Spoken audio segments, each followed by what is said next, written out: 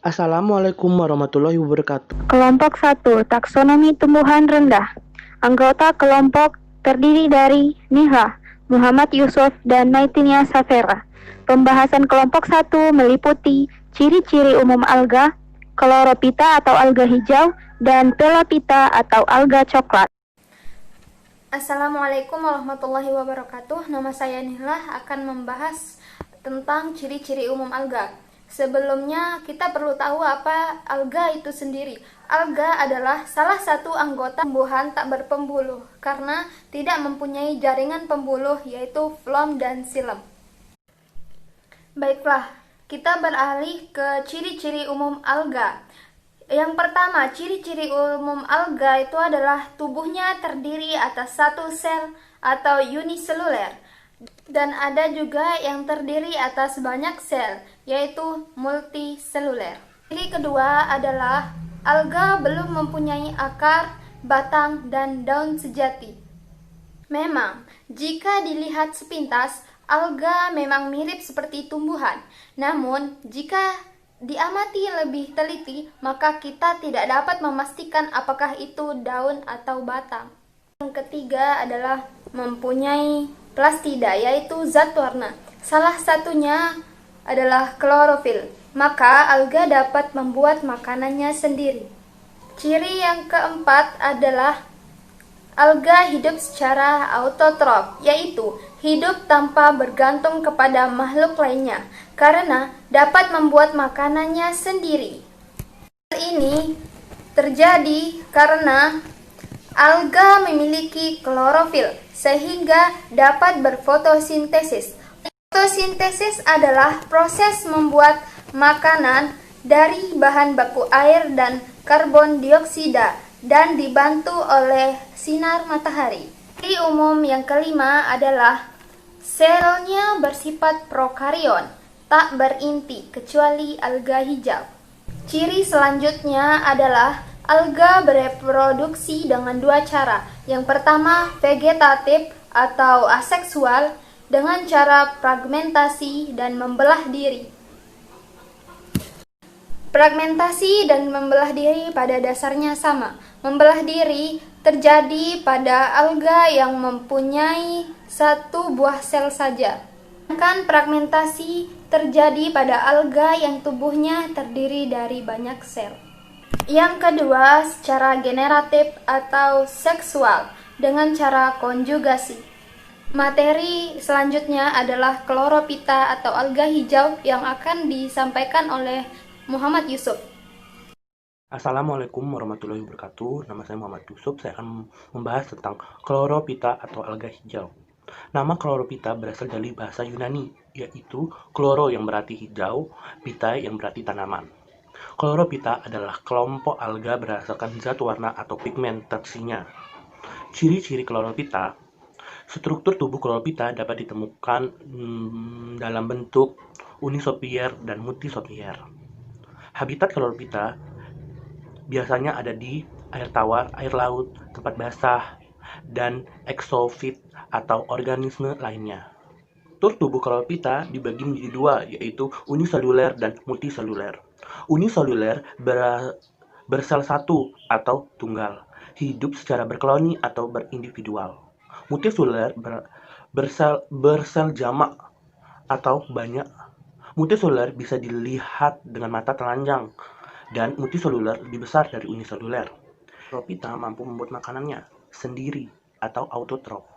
Kloropita berkembang biak dibagi menjadi dua, yaitu genetatif dan vegetatif. Di genetatif dibagi menjadi dua lagi, yaitu insogami dan aninsogami.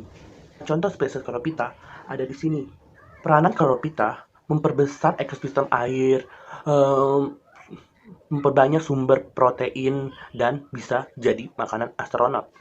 Materi berikutnya ada payupita atau alga coklat yang akan disampaikan oleh Maitina Safera. Assalamualaikum warahmatullahi wabarakatuh. Nama saya Maitinia Safera akan membahas tentang alga coklat atau Phyophyta. Phyophyta atau ganggang coklat merupakan suatu protista mirip tumbuhan yang memiliki tales bersel banyak sehingga dapat dilihat secara makroskopis atau kasat mata. Disebut ganggang coklat karena ganggang ini berwarna kecoklatan karena memiliki pigmen fukosantin. Selain fukosantin, pigmen lain yaitu klorofil A, klorofil C, violasantin, beta-karotin, dan diadinosantin. Ciri-ciri Phyophyta yang pertama itu inti sel bersifat eukariotik karena inti sel telah memiliki membran.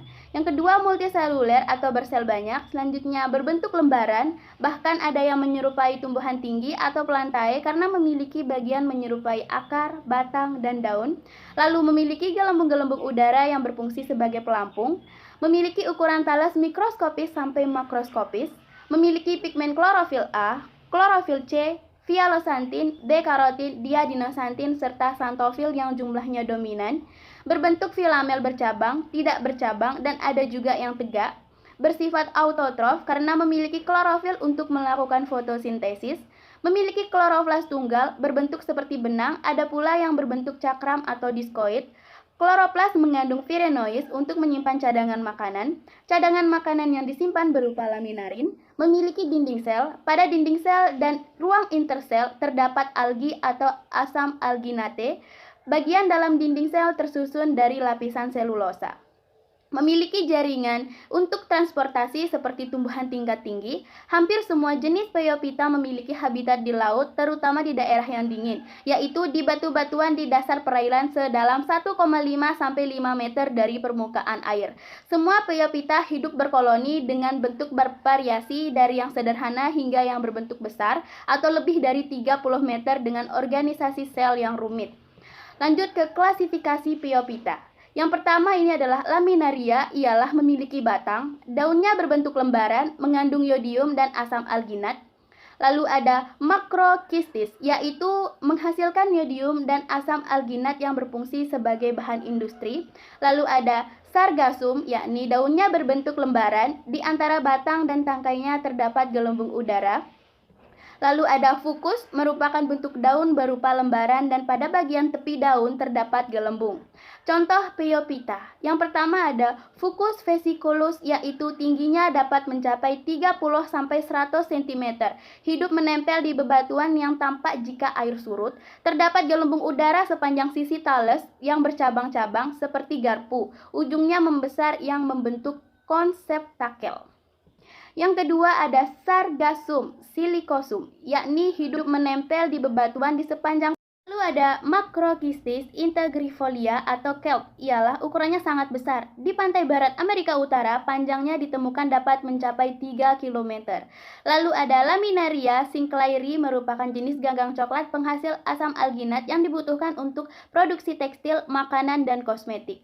Lalu ada Fucus serratus, adalah termasuk alga warna coklat yang berdiferensiasi menjadi bentuk yang mengapung. Lalu ada Postelia, merupakan contoh alga coklat yang banyak dijumpai. Dan yang terakhir Tubinaria descurrens. Ini adalah spesies Phyophyta atau ganggang coklat. Lalu ada peranan Phyophyta bagi manusia. Yang pertama digunakan dalam industri tekstil sebab dapat menghaluskan dan membuat bahan menjadi lebih baik. Yang kedua digunakan sebagai pengental bahan untuk pewarnaan di industri percetakan. Lalu ada sebagai penguat dan perekat benang-benang yang digunakan untuk tenun. Lalu ada sebagai bahan perekat di industri briket, khususnya yang terbuat dari batu bara atau lignit. Lalu yang terakhir sebagai penstabil yang dapat memberikan kelembutan pada kulit dan tekstur es krim serta mencegah terbentuknya kristal yang kasar. Lanjut ke cara reproduksi Phyophyta. Perkembangbiakan pada Phyophyta dilakukan secara aseksual atau vegetatif dan seksual atau generatif. Reproduksi aseksual alga coklat dilakukan dengan fermentasi dan pembentukan spora atau asplanospora dan zoospora.